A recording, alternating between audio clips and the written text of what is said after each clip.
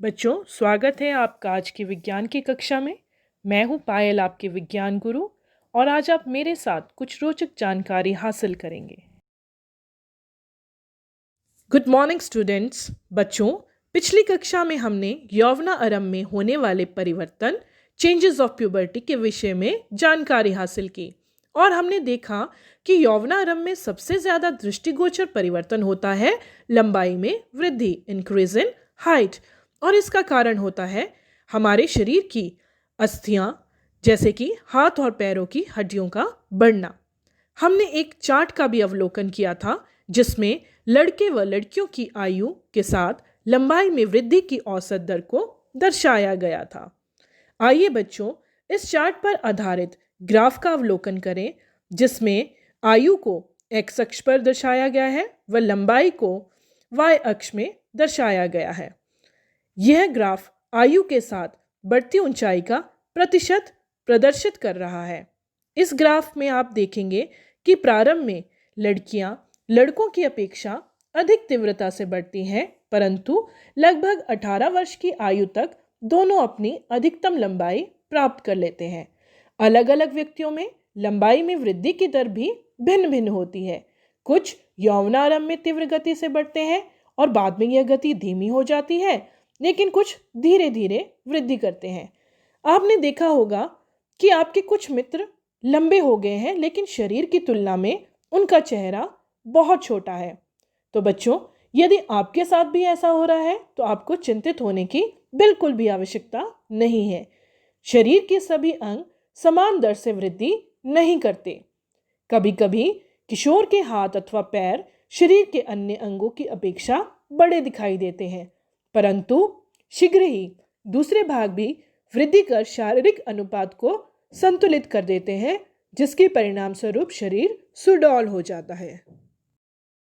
बच्चों, आपने ध्यान दिया होगा कि किसी व्यक्ति की लंबाई उसके परिवार के किसी न किसी सदस्य के लगभग समान होती है। इसका कारण होता है कि लंबाई माता पिता से प्राप्त जीन पर निर्भर करती है, लेकिन वृद्धि के इन वर्षों में उचित प्रकार का संतुलित आहार भी बहुत आवश्यक है। बच्चों, ये आपकी अस्थियों, पेशियों एवं शरीर के अन्य भागों को सही ढंग से वृद्धि करने हेतु पर्याप्त पोषण करने में सहायता करता है। यौवनारंभ प्यूबर्टी में होने वाला अन्य महत्वपूर्ण बदलाव है शारीरिक आकृति में परिवर्तन, चेंज इन बॉडी शेप। बच्चों, यह संभव नहीं है कि व्यक्ति का शरीर केवल लंबाई में ही बढ़े, उसका शरीर चौड़ाई में भी बढ़ता है ताकि शारीरिक अनुपात ठीक रहे। It is not possible that the body of a person will only grow in length, even the width has to be increased to make the growth proportionate. तो हम एक किशोर बच्चे में छोटे बच्चे की कंपैरिजन में क्या डिफरेंस देखते हैं, क्या अंतर देखते हैं? बच्चों, हम देखते हैं कि लड़कों में कंधे फैलकर चौड़े हो जाते हैं, इन बॉयज शोल्डर ब्रॉडन्स, और लड़कियों में कमर का निचला भाग चौड़ा हो जाता है।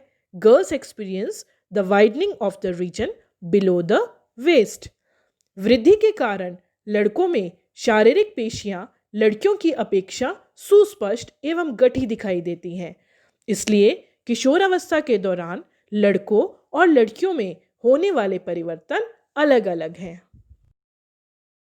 क्या आपने ध्यान दिया है कि कभी कभी आपकी कक्षा के कुछ लड़कों की आवाज़ फटने लगती है? तो बच्चों, अगला महत्वपूर्ण बदलाव जो हमें यौवनारंभ प्यूबर्टी में देखने को मिलता है वो है स्वर में परिवर्तन, चेंज इन वॉइस। आप देखेंगे कि आपकी कक्षा के लड़कों की आवाज़ गहरी हो जाती है और निम्न तारत्व वाली होती है, लेकिन लड़कियों का स्वर उच्च तारत्व वाला होता है। क्या आप इसका कारण जानते हैं? इसका कारण होता है स्वर यंत्र का विकसित होना, increase in the size of larynx. बच्चों, हम सभी स्वर यंत्र से, जिसे हम वॉइस बॉक्स भी कहते हैं, परिचित हैं। तो ये स्वर यंत्र वृद्धि करता है और ये वृद्धि होती है लड़कों में। जी हाँ, लड़कों में यौवनारंभ के दौरान स्वर यंत्र अथवा लैरिंक्स में वृद्धि प्रारंभ होती है और यह विकसित होकर अपेक्षाकृत बड़ा हो जाता है। लड़कों में बढ़ता हुआ स्वर यंत्र गले के सामने की ओर सुस्पष्ट उभरे भाग के रूप में दिखाई देता है, जिसे हम एडम्स एप्पल कहते हैं। लड़कियों में स्वर यंत्र अपेक्षाकृत छोटा होता है, इसलिए हमें यह बाहर से सामान्यतः दिखाई नहीं देता। बच्चों, किशोर लड़कों में कभी कभी स्वर यंत्र की पेशियों में अनियंत्रित वृद्धि हो जाती है और आवाज फटने या भर्राने लगती है। ये स्थिति कुछ दिनों अथवा कुछ सप्ताह तक बनी रह सकती है, जिसके बाद स्वर सामान्य हो जाता है। तो बच्चों, अब आपको पता चला क्यों आपको अपने कुछ मित्रों की आवाज भर्राती हुई या ऐसे प्रतीत होती है जैसे वो फट रही हो। बच्चों, स्वेद एवं तैल ग्रंथियों की क्रियाशीलता में वृद्धि, increased activity of sweat and sebaceous glands, यौवना आरंभ में होने वाला एक अन्य महत्वपूर्ण परिवर्तन है। किशोरावस्था में स्वेद एवं तैल ग्रंथियों का स्राव बढ़ जाता है। That means during puberty the secretion of sweat glands and sebaceous glands increases. इन ग्रंथियों की अधिक क्रियाशीलता के कारण कुछ किशोरों के चेहरे पर फुंसियां और मुहांसे आदि आ जाते हैं। तो बच्चों, अगर आपको इस आयु में चेहरे पर मुहांसे या फुंसियां हो जाए तो आप परेशान ना हो, ये एक स्वाभाविक परिवर्तन है। बच्चों, ग्लैंड्स ग्रंथियों के विषय में एक महत्वपूर्ण जानकारी मैं आपको देना चाहती हूँ। स्वेद ग्रंथि, तैल ग्रंथि तथा लार ग्रंथि, ये ऐसी कुछ ग्रंथियां हैं जो अपना स्राव वाहियों, जिन्हें हम डक्ट्स कहते हैं, द्वारा स्रावित करती हैं। इन्हें हम बहिस्रावी ग्रंथियां या फिर एक्सोक्राइन ग्लैंड्स कहते हैं। और बच्चों, अंतःस्रावी ग्रंथियां अपना उत्पाद, जिसे हम हार्मोन कहते हैं, को सीधे रुधिर प्रवाह यानी कि ब्लड स्ट्रीम में निर्मोचित करती है। इसलिए इन्हें हम नलिका विहीन यानी कि डक्टलेस ग्लैंड्स कहते हैं। हम पहले भी चर्चा कर चुके हैं कि यौवना आरंभ का सबसे महत्वपूर्ण परिवर्तन है लड़के एवं लड़कियों की जनन क्षमता का विकास। किशोर की जनन परिपक्वता के साथ ही यौवनारंभ समाप्त हो जाता है।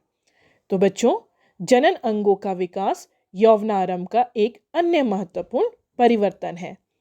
यौवना आरंभ में नर जननांग जैसे कि वृषण एवं शीशन पूर्णतः विकसित हो जाते हैं। वृषण से शुक्राणुओं का उत्पादन भी प्रारंभ हो जाता है। लड़कियों में अंडाशय साइज में वृद्धि हो जाती है तथा अंड परिपक्व होने लगते हैं। अंडाशय से अंडाणुओं एग्स का निर्मोचन भी प्रारंभ हो जाता है। तो आज की कक्षा पर आधारित प्रश्नों को जल्दी से हल कीजिए और अपने विज्ञान अध्यापक को भेजिए। तो जल्दी से निकालिए अपनी नोटबुक्स और जल्दी से कीजिए अपना काम।